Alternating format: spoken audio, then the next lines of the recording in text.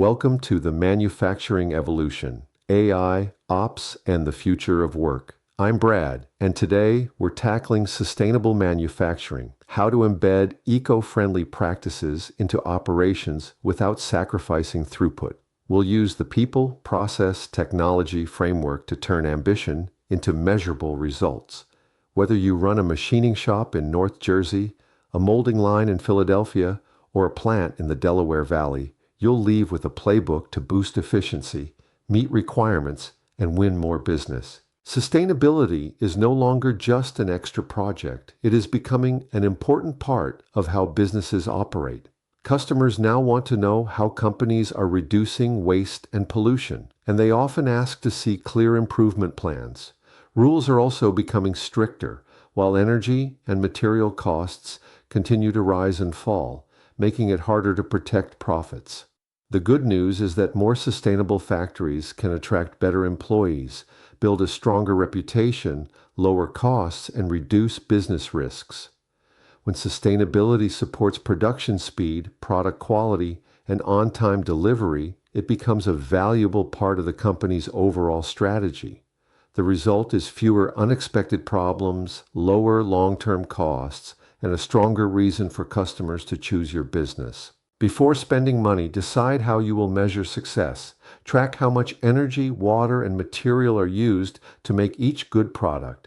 Also measure damaged products, repeated work, waste sent to landfills, carbon emissions, and workplace safety improvements.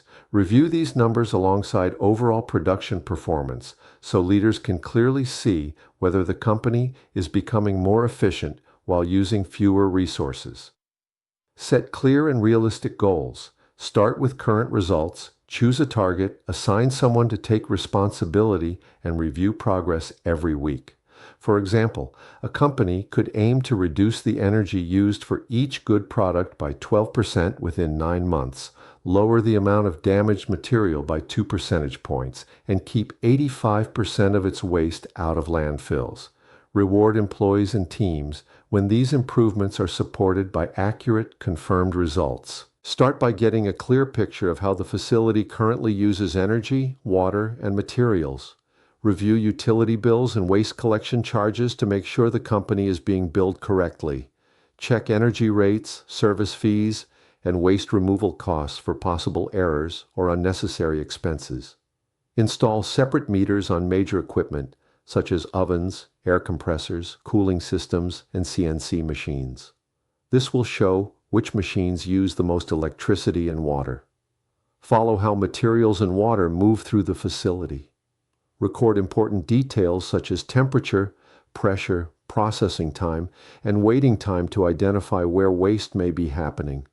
Use fuel and electricity records to estimate the pollution created directly by the facility and indirectly through the electricity it purchases. The first estimate does not need to be perfect. It simply needs to provide a useful starting point. Also record how equipment operates during startup, normal production, idle time, and product changes.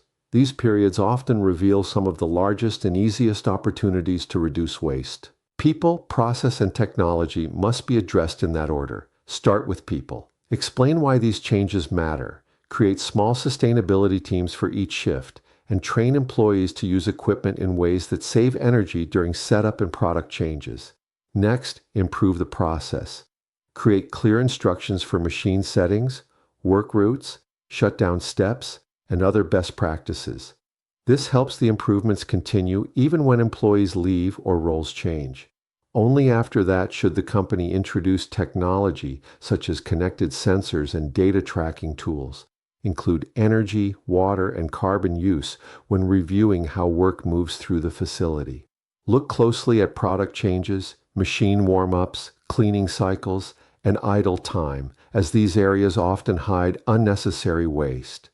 Give employees the opportunity to lead small improvements, especially where better quality, faster production, and lower resource use can be achieved at the same time. Chase fast, low capex wins first. Fix compressed air leaks and drop pressure. Add VFDs to oversized motors and pumps. upgrade to LEDs with controls, insulate lines, recover heat from compressors and ovens, and optimize idle or standby modes. In facilities, check steam traps, tune boilers and chillers, right-size HVAC schedules, seal envelopes, and correct power factor. Where feasible, pair on-site solar or storage with demand response programs to shave peaks. Use AI and connected technology only where they can deliver clear value. Review equipment energy data to spot unusual increases in power use. These changes may point to problems such as dirty heating or cooling equipment, incorrect machine settings, or equipment that is slowly moving away from its ideal setup. Use maintenance tools that can warn teams before equipment fails.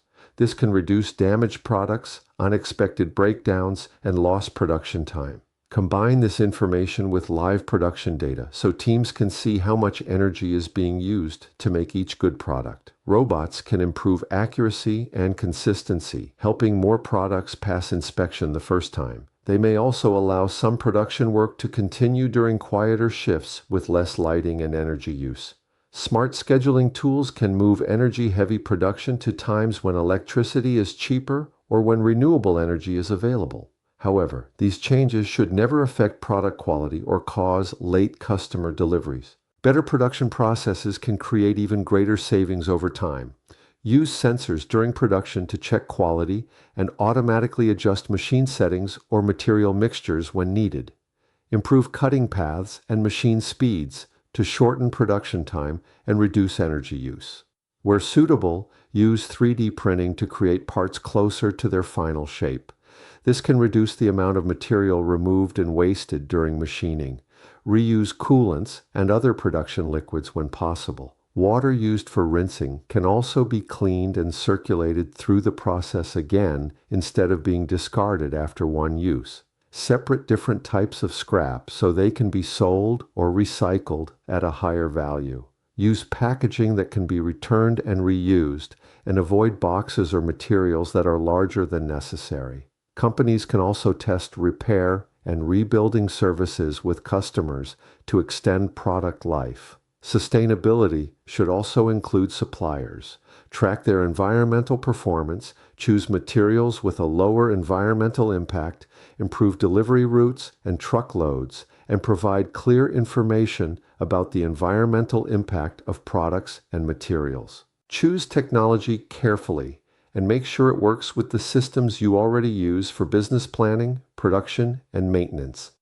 Before buying anything, decide how company data will be protected, who owns it, and how different systems will share information. Choose tools that use common standards so the company is not locked into one supplier. Test new technology on a small scale first. Expand it only after the results are proven. Review the most important results every week, including production performance, energy used for each good product, machine electricity use, damaged materials, water use, waste sent to landfills, how often equipment fails, and how quickly it is repaired.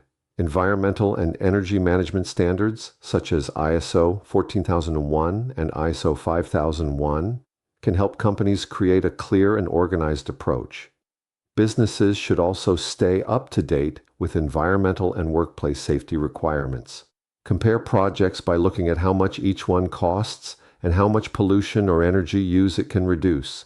Companies in New Jersey and Pennsylvania should also explore rebates, government programs, tax credits, and financing options that allow upgrades to be paid through utility bills. Improving efficiency helps protect the business from changing energy prices, rising costs, and growing reporting requirements. Before we finish, here are 2 examples of quick improvements. One metal manufacturer used AI-powered cameras to reduce material waste by more than 10%. Another factory added controls that adjusted motor speeds and reused wasted heat, significantly lowering its energy use. Your next step is to test a few improvements over 90 days with clear goals and measurable results. Use what you learned to create a 12-month plan, assign clear responsibilities, review progress regularly, and develop a simple process that can be repeated across the company. Share your results honestly and clearly. Use simple reports, make sure all claims can be confirmed, and explain how the savings benefit customers through better prices, reliable delivery, lower risk, or improved quality. Thanks for listening to The Manufacturing Evolution. I'm Brad, and I'm here to help manufacturers turn sustainability into a real business advantage.